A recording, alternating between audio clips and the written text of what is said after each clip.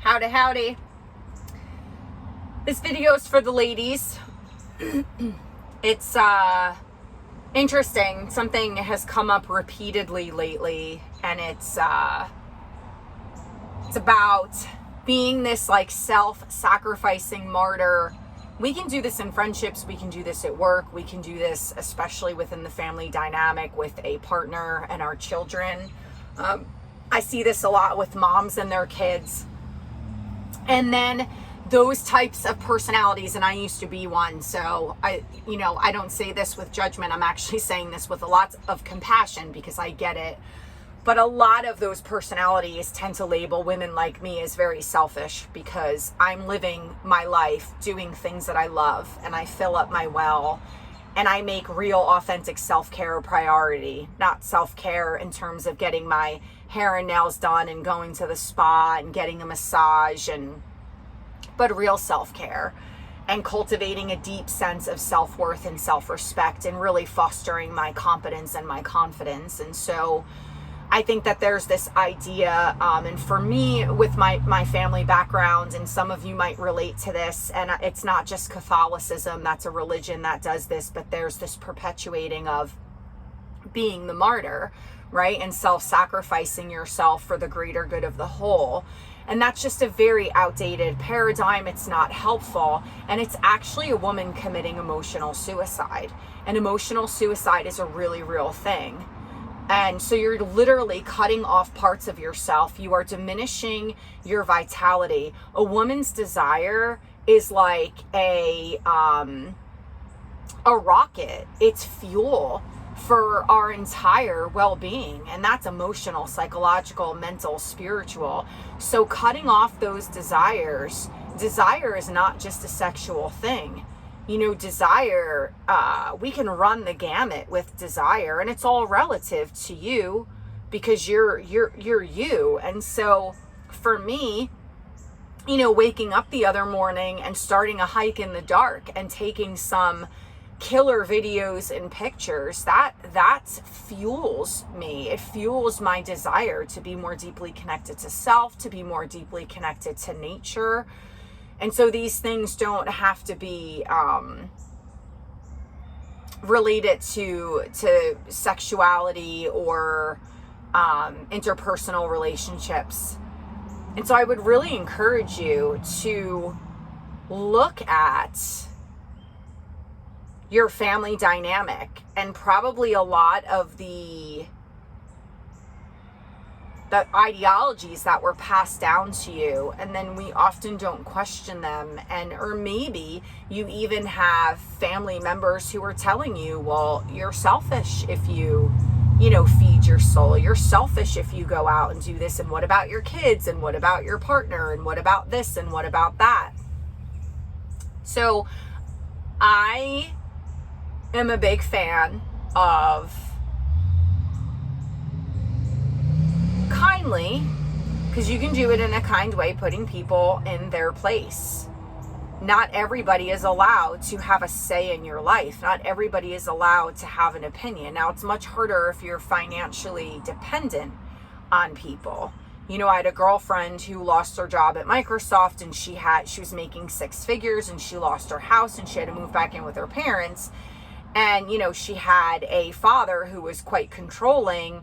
And so he had a lot of say in how she was raising her son and the choices that she was making for herself. And that's very difficult.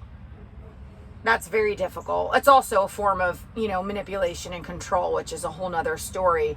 But I do encourage you to be your own person, have a life outside of your partnership and your family dynamic. You are more than allowed to. Those women thrive. The women that I see who are resentful and bitter and masking deep sadness and despair with a really fake smile,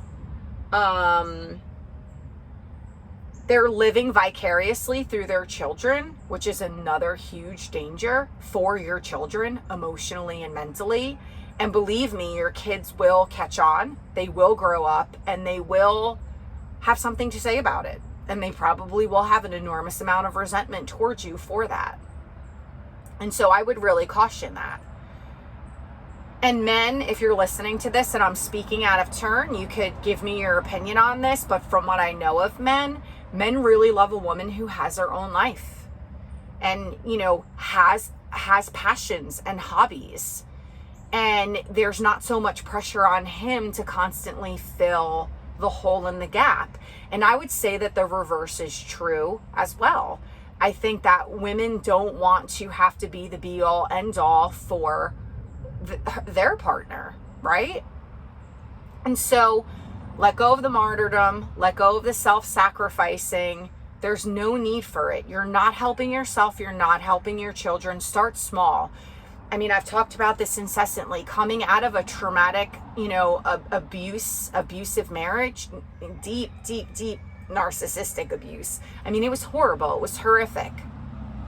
I had no sense of self. I had no identity, because narcissists are very good at just robbing you of all joy and sucking the life out of you. It's a very parasitic intertwining enmeshment. And so I just had no sense of self. I didn't know anything. I couldn't answer questions. I could not answer basic questions. So start writing it down and go back to your childhood and think of the things that you love to do and pick one thing and start to do it. And let go of the guilt.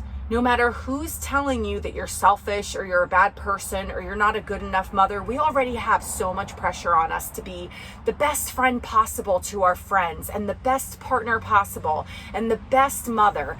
You know, now we're living in this time of such exacerbated,